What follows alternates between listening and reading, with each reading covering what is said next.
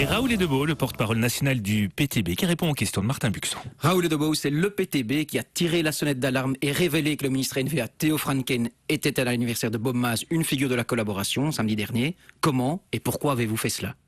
Écoutez, je pense que démocratiquement, c'est un dossier très très important et très sensible. Moi, je constate que le Premier ministre Charles Michel a voulu fermer les yeux devant des informations finalement que tout le monde connaissait, c'est-à-dire cette proximité de certains milieux de la NVA avec les milieux collaborationnistes.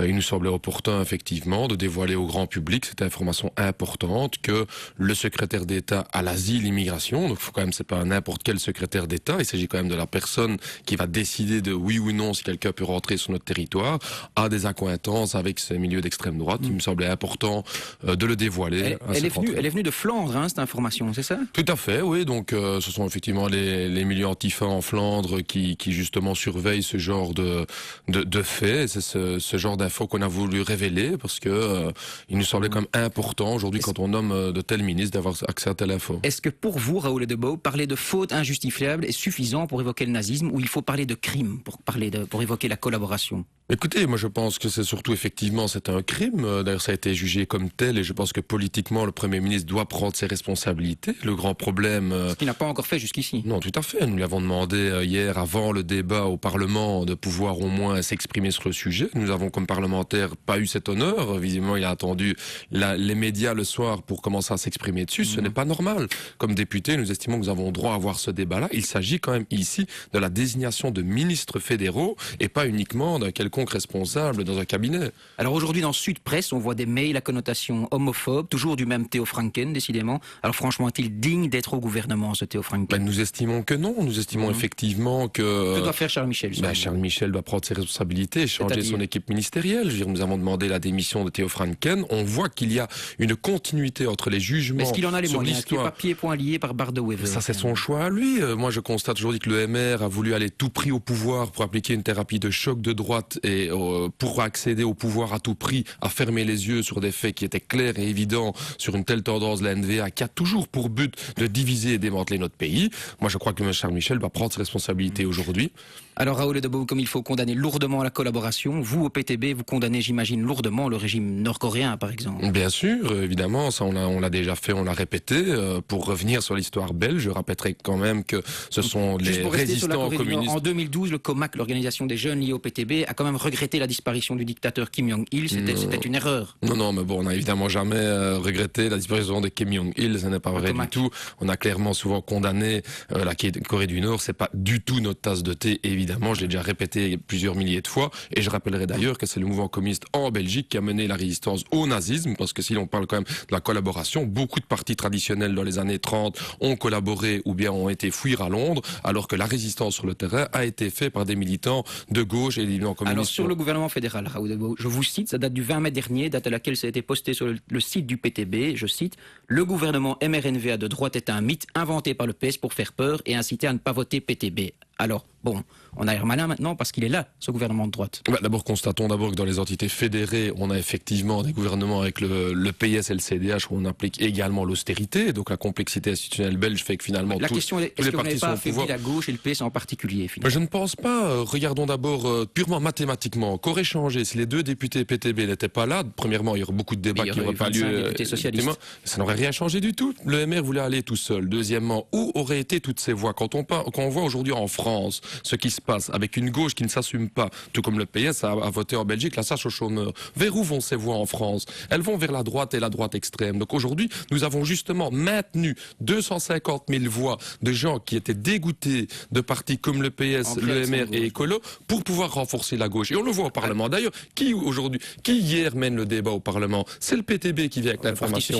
Et les autres partis suivent. Donc c'est ça le rôle que le PTB va jouer. C'est celui d'aiguillon de gauche qui va permettre à l'ensemble la gauche de se renforcer. Alors la suédoise, justement la coalition suédoise, il y a une taxation des banques qui est prévue, une augmentation de la taxe boursière. Ça vous fait quand même plaisir, ça finalement, Raoul Edebeau. Ouais, vous rigolez ou quoi ? Je veux dire, des petites taxes de 0,5 points de PIB à gauche et à droite. C'est mieux que rien. Mais c'est mieux que rien. Mais on voit que de l'autre côté, qu'est-ce qu'on fait ? On applique en Belgique le modèle allemand, qui est celui de donner des cadeaux à l'industrie. 4 milliards de cadeaux d'émissions de charges linéaires. Et quand je dis charges, je parle de nos cotisations sociales. Quel mot Raoul Edebeau, employeriez-vous pour décrire ce qui attend les travailleurs travailleurs avec cette coalition suédoise? Mais tout dépend de nous, les travailleurs. Je veux dire, la coalition suédoise veut nous faire payer cette crise dans un enfer social. Mais je suis convaincu que la résistance sociale va se mettre en marche et on va faire reculer ce gouvernement. On le voit, quelle est la légitimité d'un gouvernement qui a dit dans aucun des programmes des partis qui sont autour de la table, il était mis la pension à 67 ans. Or, ce gouvernement décide la pension à 67 ans. Quelle est la légitimité de ce gouvernement? Et donc, je suis convaincu que les travailleurs vont se mobiliser. Ce dimanche, d'ailleurs, le PTB a sa première manifestation. Aujourd'hui, le patron des patrons wallons, Jean-François Héry, indique qu'on est revenu pour lui à la lutte des classes, tant l'attitude des syndicats et de la gauche est poussive. Vous partagez cette analyse, j'imagine. Mais la lutte des classes n'a jamais arrêté. Quand on chasse les chômeurs, c'est une lutte de classe. Quand on diminue les salaires et qu'on fait des sauts d'index, c'est de la lutte des classes. La différence, et là les patrons des patrons n'ont pas encore tout vu venir, c'est que je sens de plus en plus autour de moi qu'une grande partie des travailleurs a compris que le rapport de force, on va devoir l'établir dans les entreprises et dans la rue. Quelle est la prochaine étape de la lutte des classes finalement? Les syndicats ont déjà annoncé des émeutes sociales et vous, qu'est-ce que vous allez faire? Alors nous, on a toujours dit qu'on serait un parti qui sera différent des autres, donc nous serons et dans le Parlement, mais dans la rue aussi. Donc dimanche prochain, à 14h à la gare du Nord, je fixe rendez-vous à tous les gens qui sont en désaccord avec ce gouvernement de droite pour venir manifester à notre protest parade, qui est une manifestation à l'initiative du PTB contre ce gouvernement de droite et pour une politique sociale en Belgique. Pour revenir sur les pensions, Raoul Edebout, travailler plus longtemps parce qu'on vit plus longtemps, est-ce que c'est vraiment une hérésie? Mais bien sûr, c'est une hérésie. Moi, je ne comprends pas. On me dit, on vit de plus en plus longtemps. Mais il faut quand même rappeler à tous les auditeurs que si un jour on a commencé à vivre plus longtemps, c'est aussi parce que le même jour on avait décidé de travailler moins longtemps. Donc aujourd'hui on a un progrès social en Belgique qui est dû à quoi? Parce qu'on produit de plus en plus de richesses. Vous savez combien vont coûter les pensions en plus chaque année? 0,16% du produit intérieur brut. Or chaque année on augmente la richesse produite autour de nous. Quand même. On vit plus longtemps. C'est génial qu'on vit plus longtemps. Voilà, c'est quand même une bonne affaire. Voilà. Or toutes les années on produit au moins 1 à 2% en plus de richesse en Belgique. Évidemment. Donc, il y a de l'argent aujourd'hui en Belgique. Allons chercher où il est. Nous avons toujours dit que les 12 000 nouveaux millionnaires l'année passée en Belgique. Donc il n'y a jamais eu autant d'argent en Belgique. Une dernière question sur le chômage. Raoul Edebout, le nouveau gouvernement veut mettre les chômeurs de longue durée 2 demi-jours par semaine, travail au service de la communauté. Ça sonne même un peu collectiviste. C'est quelque chose qui doit vous plaire, non? Non, mais vraiment pas du tout. Je veux dire, si on veut mettre les chômeurs au travail, qu'on leur offre des boulots, qu'on leur offre du vrai travail. Parce qu'aujourd'hui, qu'est-ce qu'on va faire? C'est qu'on va leur faire remplacer du vrai travail. C'est ça qui va se passer. Exactement, c'est le modèle allemand. Moi, je ne comprends pas. Charles Michel veut appliquer le modèle allemand en Belgique, alors que le modèle allemand rentre aujourd'hui officiellement en récession. C'est du travail forcé, évidemment, et qui va casser le boulot, les boulots stables aujourd'hui en Belgique. Merci Raoul Edebout, bonne journée. Au revoir.